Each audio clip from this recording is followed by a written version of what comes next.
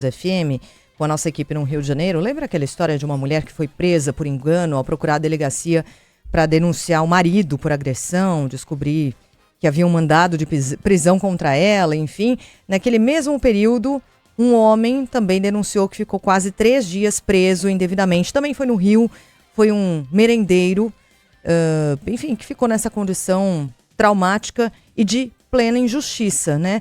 Pois bem, a gente vai falar agora com o David Musso, porque tem uma história chegando agora do Paraná, que nos remete a isso aqui que a gente falou e acompanhou nos últimos dias, trazendo até informações com números sobre prisões que acontecem por engano. Nesse caso, o homem passou 30 dias preso por engano, um erro cometido na expedição de um mandado de prisão pelo Tribunal de Justiça do Mato Grosso. Musso, conta pra gente os detalhes. Bom dia. Oi, Sheila, bom dia para você, a todos que acompanham a nossa programação. Mais uma história de erro judicial, de erro na confecção de mandados de prisão, que termina na prisão de um homem injustamente. Nesse caso em específico, o Tribunal de Justiça aqui do Paraná já se pronunciou.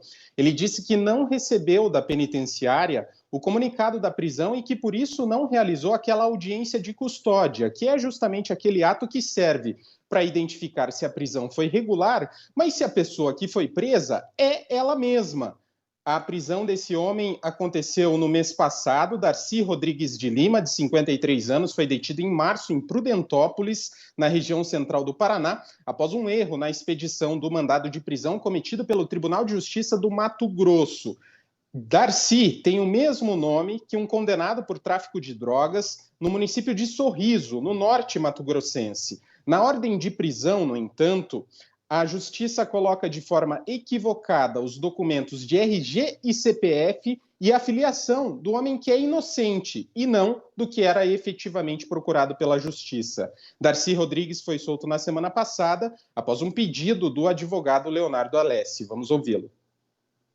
Alguns clientes que estavam presos ali comentaram sobre a situação do seu Darcy Rodrigues de Lima, que ele insistia na sua inocência e que não entendia o motivo por que ele estava lá. Eu pedi a documentação dele, examinei os autos do processo e percebi que se tratava de uma confusão. São pessoas totalmente diferentes, com documentos, datas de nascimento, filiações, naturalidade. O seu Darcy insistia que nunca esteve no estado do Mato Grosso, nunca respondeu uma ação penal. A audiência de custódia é um direito fundamental que é previsto em lei e deve ocorrer em até 24 horas após a prisão. No caso de Darcy, a audiência não aconteceu porque a penitenciária onde ele foi preso avisou apenas a Justiça do Mato Grosso e não avisou a Justiça do Paraná, que era responsável por realizar esse ato. E aí, não só pelo jornalismo, mas também pela formação no direito e pela atuação, posso dar aqui o depoimento que as 2 primeiras perguntas que um juiz faz numa audiência de custódia é se a pessoa é de fato a que está sendo procurada e se a prisão ocorreu sem tortura, sem ofensa ao direito fundamental do preso. Então, se essa audiência tivesse ocorrido, certamente esse homem não teria ficado esses 30 dias preso sem poder falar com um juiz, sem poder conversar com o Ministério Público ou qualquer representante que pudesse fazer cessar essa ilegalidade, que só foi coibida depois que um advogado que estava passando por essa penitenciária foi avisado por um outro preso que o seu Darcy estava lá e provavelmente não era responsável pelo crime pelo qual ele estava sendo acusado. Sem advogado, sem acesso a um juiz ou a um promotor, Darcy ficou mais de um mês preso por engano. Em nota, o Tribunal Mato-Grossense disse que abriu um procedimento interno e vai apurar se houve erro de algum servidor no Tribunal de Justiça. Disse ainda que, caso seja comprovada a falha, medidas serão adotadas para que isso não volte a acontecer. Volto com vocês. Mas minha nossa, se houve erro, tem dúvida de que houve erro? Como assim? Houve erro e houve erro crasso. E possivelmente de mais de uma pessoa, né? Para que a gente não demonize um único servidor, porque isso é um processo. Quando você fala de... Tem bastante gente envolvida nisso, né? Então, precisa dar nome a essas pessoas.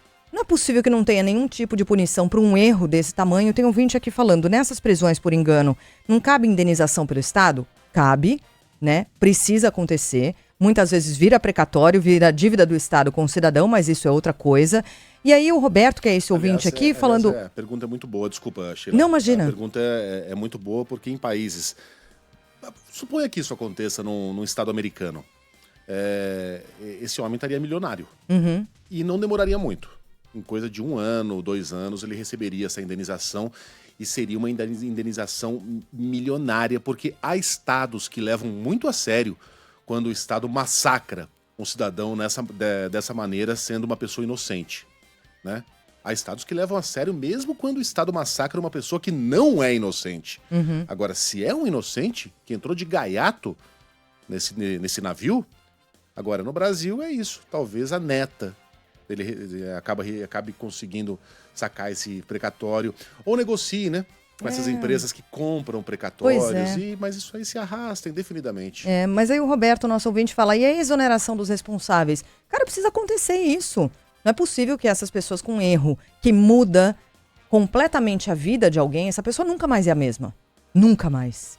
Você se imagine dentro de uma prisão, tentando dizer para o mundo, sem ter acesso a um advogado, que você é inocente, que você nunca pisou no Mato Grosso, que você não é aquela pessoa, que você não fez nada, e sem conseguir convencer, precisa um outro presidiário, foi essa circunstância, avisar o advogado dele, falou assim, esse senhor aqui é inocente, ele não fez nada, alguém precisa fazer alguma coisa. Mas demorou, mais de 30 dias, gente. O estigma social, né? Exato, o trauma. Não é que a vida pausa e volta ao normal no momento em que ele sai dali. Ele é um cara que veio da cadeia, ele é visto de uma outra maneira pelos vizinhos, não importa que tenha sido uma injustiça, pelos empregadores. Pô, isso acaba com a vida de uma pessoa. Acaba com a vida. Acaba. Tem ouvinte perguntando se o seu Darcy é negro, porque não tá vendo a imagem. Não é, mas é um homem bem simples. E eu duvido que se ele tivesse acesso a bons advogados, ele passaria mais de 24 horas nessa condição. Por isso que é tão revoltante, né?